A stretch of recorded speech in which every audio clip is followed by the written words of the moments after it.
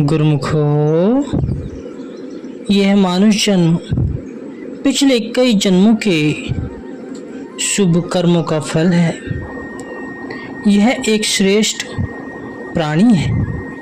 84 लाख योनियों में से मनुष्य की तुलना कोई भी योनि नहीं कर सकती।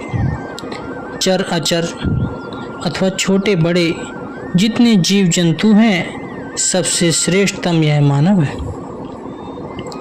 यह गौरव केवल इसी कारण इसे प्राप्त है कि इसको भक्ति करने के और भोक्ता होने के साथ साथ कर्ता होने का भी अधिकार है। शेष सर्व योनियां भोक्ता मार्ग है, कर्ता नहीं है। वे अपना लोक परलोक नहीं संवार सकती, आवागमन के चक्कर से मुक्ति नहीं हो सकती और न ही वे भजन भक्ति कर सकते हैं। इस मनुष्य जीवन में जो मनुष्य संत सद्गुरु के बताए नाम को नहीं जपता, वो इन योनियों में भटकता रह जाता है। जो भजन सिमरन के लिए, नाम जप के लिए समय नहीं निकाल पाते या करना नहीं चाहते, वे आगे चल के बहुत पछताते हैं। उन्हें 84 लाख योनियों में भटकना पड़ता है। भजन अभ्यास की कमाई करके अपना लोक परलोक संवार सकता है, आवागमन के चक्र से मुक्त हो सकता है, क्योंकि इसको वर्तमान समय में कर्म करने का और पिछले जन्मों के किए हुए कर्मों को भोगने का संपूर्ण अधिकार प्राप्त है। गुरुमुख, सोचने व गंभीर चिंतन करने से यह ज्ञात हो सकता है कि मानव जीवन का कितना महत्व होना चाहिए। मानव जीवन के महत्व का वर्णन करते हुए महापुरुष कहते हैं कि सृष्टि में 84 लाख प्रकार की जितनी भी योनियां हैं, उन सब में प्रभु ने मनुष्य को ही प्रमुखता प्रदान की है। अर्थात मालिक ने अपनी सृष्टि में एकमात्र मनुष्य को ही सर्वश्रेष्ठ बनाया है। इस मानव जीव की उच्चतम सीढ़ी पर पहुंचकर भी जो अपना कार्य बनाने से वंचित रह जाएं और उन्हीं नीच योनियों में बारंबार जन्म लेता और मरता रहे, तो फिर यह किसका दोष है। परंतु अफसोस कि जिन नीच योनियों से अत्यंत कठिनता से मुक्त होकर जीव मनुष्य जन्म में आया था, फिर भी अज्ञानता के कारण उसी प्रकार आवागमन के चक्र में दुख भोगता रहता है। मानव जन्म को उत्तम सीढ़ी कहने का तात्पर्य यह है गुरुमुखो कि यही जन्म मालिक से मिलने तथा उनके धाम में पहुंचने का एकमात्र साधन है। सृष्टि में कुल 84 लाख योनियां हैं। जीवात्मा अपने मालिक से बिछुड़कर इन नीच योनियों में भटक रही है। प्रत्येक योनि में पुनः पुनः जन्म लेकर अपार दुख एवं क्लेश सहन कर रही है। मनुष्य जन्म के अतिरिक्त अन्य सर्व योनियां निम्न स्तर की इसलिए हैं कि वे केवल भोक्ता हैं, कर्ता नहीं है। अर्थात उन योनियों में रहकर जीवात्मा केवल अपने पूर्वकृत भले बुरे कर्मों का फल भोग सकती है। नवीन कर्मों का संपादन करके अपने लिए भले बुरे संस्कार नहीं बना सकती। परंतु मनुष्य की विशेषता यह है कि वह भोक्ता एवं कर्ता दोनों है। अर्थात अपने पूर्व कर्मों का फल भोगने के साथ साथ आगामी जीवन के निमित्त भले बुरे संस्कार बना भी सकता है। यही भले बुरे संस्कार ही जीवात्मा के बंधन अथवा मोक्ष का साधन बनते हैं।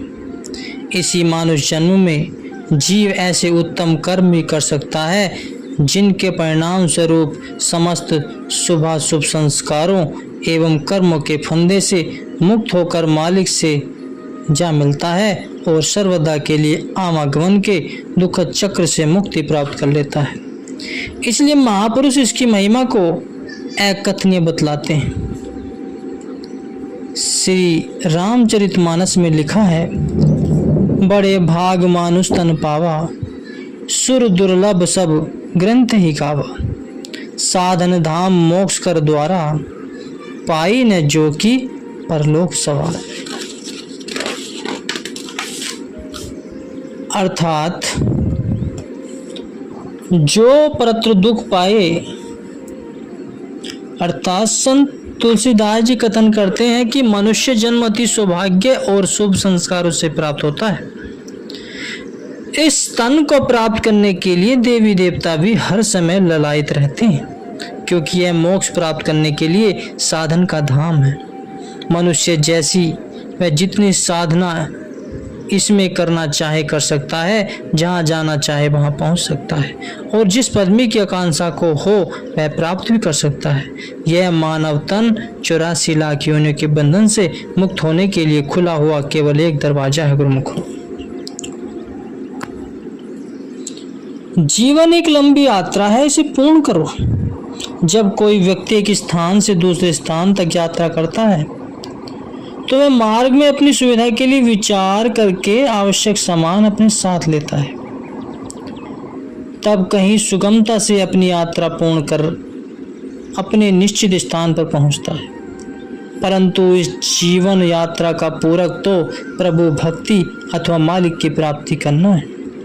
यह यात्रा तो तभी पूर्णतः सफल हो सकती है जबकि इसके वास्तविक तात्पर्य व लक्ष्य को जानते हुए प्राय अनमोल समय व उत्तम तन का सदुपयोग किया जाए। इस तन या समय की कदर तो महापुरुष ही जानते हैं कि यह कितना श्रेष्ठ व मूल्य है। वे एक एक अंग व एक एक क्षण का मूल्यांकन अनगिनत रत्नों से करते हैं।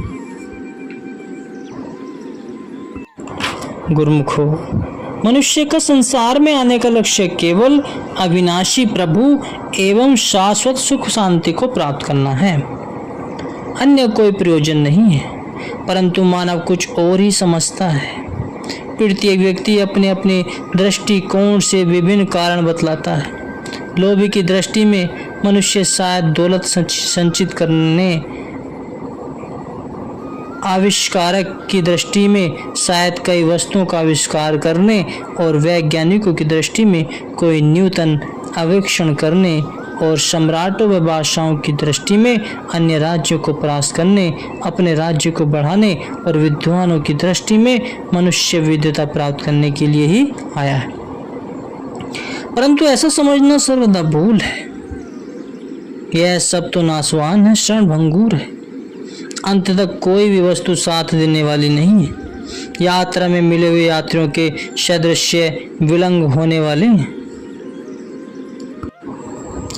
परम संत श्री कबीर साहिब जी की वाणी है कि हे जीव, तेरे इतने दुर्लभ और मूल्यवान शरीर की अवधि बीती जा रही है, इसलिए तू नाम का स्मरण कर ताकि भवसागर के किनारे लग सके। क्योंकि संसार में बड़े बड़े चक्रवर्ती और बलवान राजा वेणु, बलि और कंस जैसे भी स्थिर नहीं रह सके। दुर्योधन जैसा शक्ति संपन्न राजा जो बार बार मील अपनी साज सज्जा व सेना सहित सम्मान पूर्वक छत्र की छाया में भ्रमण करता था, अपने आप को इतना बलशाली समझने वाला राजा की संपूर्ण शान को महाबली काल ने धूलि में मिला दिया। वह स्वयं तो काल का ग्रास बना ही साथ में अपने कौरव कुल को भी नष्ट कर गया। संपूर्ण भूमंडल पर शासन करने वाले चक्रवर्ती राजा पृथ्वी यहाँ से कूच कर गए, और विक्रम जैसा प्रसिद्ध पराक्रमी राजा का शरीर भी चला गया। तो हे मनुष्य, तू अभी भी विचार करके देख ले कि वेणु, बलि, कंस, पृथु, दुर्योधन और विक्रम ये 6 नृपति बड़े ही पराक्रमी और बलशाली थे, जो कि क्रूर काल के ग्रास बन गए। फिर साधारण जीव किस गिनती में है कि वह अपने तन व शक्ति का गर्व करे। इस शरीर व धन वैभव की नश्वरता को देखकर राजा गोपीचंद ने योग साधना में मन लगाया। परिणाम स्वरूप वह आज अमर है। इसके विपरीत रावण जो सदा भोगों में फंसा रहा, वह काल का ग्रास बनकर अपयश का भागी बना। इसलिए हे मनुष्य, इस प्रकार सबके नश्वर शरीर को नष्ट होते देखकर तू नाम के जप में अपने मन को लगा, क्योंकि यह अल्प जीवन स्वप्नवत है। जैसे रात्रि में स्वप्न देखते हैं, परंतु प्रातः होते ही वह विलुप्त अदृश्य हो जाता है। यह जगत नश्वर है और मानुष तन भी क्षणभंगुर है। बाल्यकाल, यौवन, वृद्धावस्था और मृत्यु आदि शरीर की विभिन्न अवस्थाएं इस बात का प्रमाण है कि यह काया काल का खिलौना है और मृत्यु के मुख का ग्रास। आगामी क्षण का भी कुछ पता नहीं कि इसमें क्या होने वाला है, इसलिए प्रमाद कदापि नहीं करना चाहिए। कोई बसर नहीं, आगाह अपनी मौत से, पल की खबर नहीं, समान 100 बरस का। किस कदर सोचने और ध्यान देने की बात है कि भरोसा तो एक श्वास का भी नहीं है, परंतु मनुष्य कई वर्षों के लिए सुखी सामग्री जुटा रहा है। ये कितनी महान भूल है। सैकड़ों बार ठगा जाता है, फिर भी उसे बोध नहीं होता। हे मानव, तो श्वास के यातायात से अभी प्रमाद न कर। कदापि यही सांस ही तेरा अंतिम श्वास हो। भली भांति ध्यान रखना है कि यह श्वास कितने अनमोल है। गुरुमुख हो, प्रत्येक प्राणी किसान के समान है। यदि वह समय पर परिश्रम करे तथा जीवन रूपी खेत में शुभ कर्म और भजन भक्ति रूपी बीज बोए तो अत्यधिक लाभ प्राप्त करेगा। अन्यथा यदि गफलत में पड़ा रहा और कुछ न किया तो महान हानि का मुख देखेगा। अंत समय पश्चाताप के अतिरिक्त कुछ और प्राप्त नहीं होगा। महापुरुष तो बारंबार चिताते और बताते हैं कि मनुष्य यदि समय पर अपना काम नहीं करता तो फिर कार्य बनाने का ऐसा सुअवसर पुनः कब प्राप्त होगा। जिस प्रकार टूटे हुए कांच को कारीगर दोबारा नहीं जोड़ सकता, मोती यदि टूट जाए तो उसे जोड़ा नहीं जा सकता। जो फल एक बार टहनी से गिर जाता है उसे शाखा में फिर नहीं लगाया जा सकता, तथा जिस प्रकार फटे हुए दूध को जमा कर दही नहीं बनाया जा सकता, इसी प्रकार मनुष्य जन्म का सुदुर्लभ अवसर जब एक बार हाथ से निकल गया तो लौटकर हाथ में नहीं आना। सब संत महात्मा पुकार कर यही कह रहे हैं कि मालिक से मिलने का यही शुभ अवसर है, तथा यह बार बार हाथ नहीं आएगा। जन्म जन्मांतरों के पुण्य कर्मों के प्रताप से मनुष्य जन्म की प्राप्ति हुई है। यदि समय का उचित मूल्यांकन न किया तो कैसे काम बनेगा।